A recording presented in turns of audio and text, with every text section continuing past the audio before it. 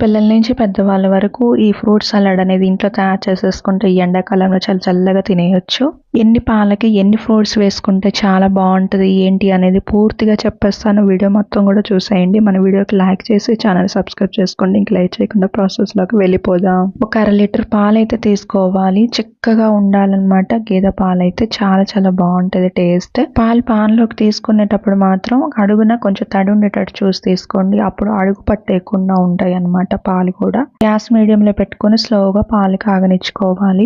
Custard powder 1 spoon తీసుకొని దీంట్లో ఒక 5-6 స్పూన్లు పాలు కూడా తీసుకొని బాగా కలిసేటట్టు స్మూత్ గా కలిపేసుకొని దీన్ని పక్కన పెట్టేసుకొని ఉంచుకోవాలి. ఇక్కడ చూపిస్తున్నట్టు ఇలా కలుపుకోవాలి. పాలు బాగా 2-3 పొంగులు వచ్చిన తర్వాత ఇలాగ బాగా చిక్కబడిపోయి ఉంటది. ఇప్పుడు దీంట్లోకి కస్టర్డ్ పాలు తీసుకుంటూ బాగా కలుపుకుంటూ గ్యాస్ సిమ్ లో పెట్టుకొని బాగా కలిపేసుకుంటే స్మూత్ గా కలిసిపోయి ఉంటాయి. కస్టర్డ్ పాలంతా కూడా దాంట్లో కలిసిపోయి మళ్ళీ